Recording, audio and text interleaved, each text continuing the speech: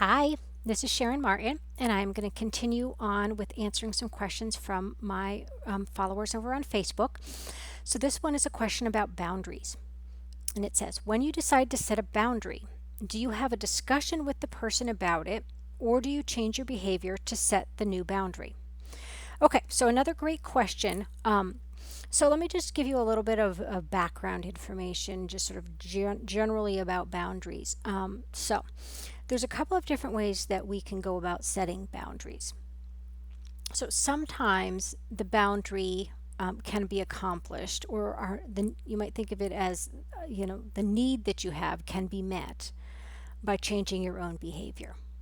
And when that can happen, it's great because you have control over your own behavior. And if you can make a change that's going to improve your life or your relationships, then I would encourage you to do that. But sometimes the boundary that we need to set is going to work best or can only be accomplished by asking somebody else to change their behavior. So in that situation, we have to remember that we can't force other people to change. We can't make them do something. We can't make them respect a limit or a boundary that we are setting. We can only ask. And then if they refuse, or they say they're going to do it but they don't, or they step over that boundary anyway, then we have to figure out what our options are and what we want to do about it. But getting back to this particular question, so let's just use an example of if I have a friend who likes to text me late at night, and this is a boundary problem for me. Let's just say I like to go to bed at 10 o'clock, and it's really disruptive to me to have the text messages, going off at midnight, or so forth. But if my friend is a night owl, and she doesn't really think twice about it, and she's just something comes up and she wants to ask me a question, or tell me something. She just does that. So in this situation, it's not even an intentional boundary crossing. But let's just say that I have told her this on more than one occasion, that I go to bed at 10 o'clock, and it's hard for me to sleep when the phone is beeping at me, and she continues to do it. So here I am at this crossroads of deciding, like, how am I going to go about setting this boundary? So I can ask my friend again.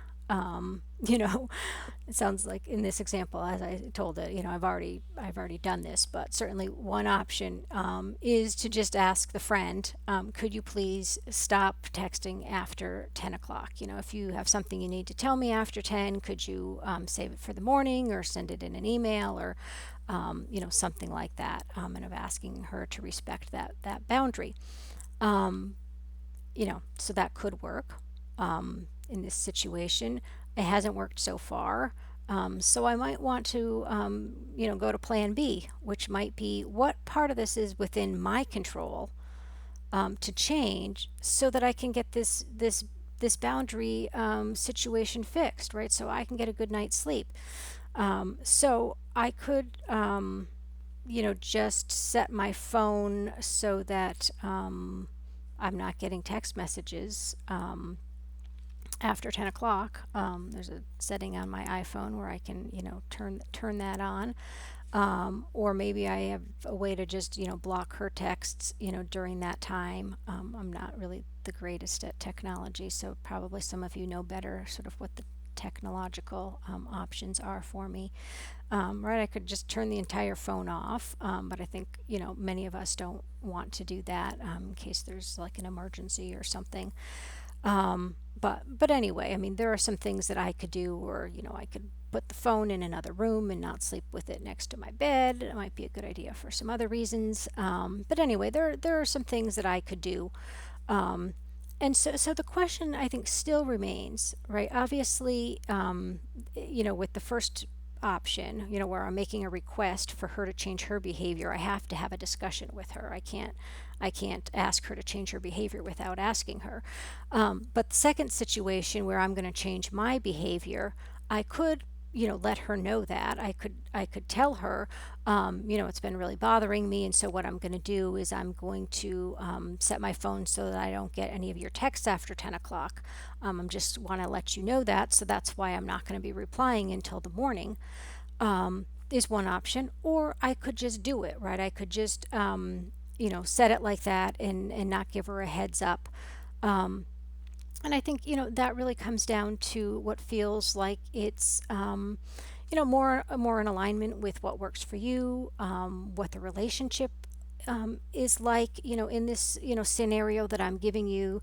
I'm, assuming this is a good friendship, one that you want to maintain. It might make sense to give your friend that heads up. But there are certainly other situations where there is, where the stakes are higher, or where you're dealing with somebody who's really difficult or volatile, might get very angry or even, aggressive or violent towards you, if you were to tell them that you were doing this, or, whatever the boundary is. Again, it might be something that's, of a more serious nature.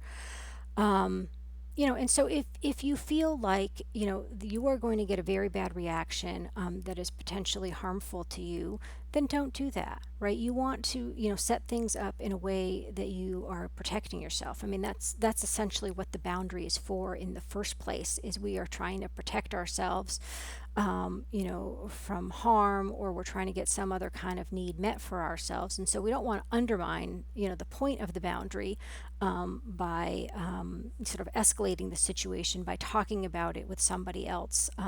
If you have a sense that that's you're going to get that negative, kind of reaction from them.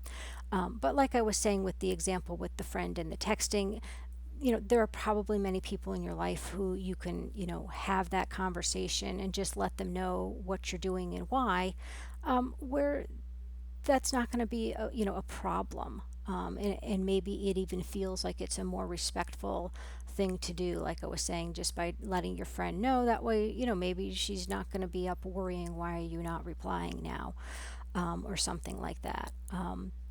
So those are kind of, your basic options, and it does need to ultimately be a case by case in terms of, how much are you going to share with the other person. Um, and I guess maybe the other thing that I might add to that is, is also try to be mindful if you're going to be telling somebody about a boundary, change, a behavior change that you're making. Um, you want to make sure that you're doing it for the right reasons, right? We don't want to be doing that out of, anger or spite, to hurt that person or to punish that person. Um, but again, using this example, that I have been using with the text messages, if, letting them know that you're changing your behavior is really something you're doing to be respectful and kind, that's entirely different than, me telling my friend this, in a big huff and, yelling and, adding on how horrible she is and how disrespectful she is. Obviously, that tends to not be helpful, with relationships that we want to have with people. Okay, well, thanks so much for watching. And once again, I hope that that gives you, some helpful information on setting boundaries. Take care.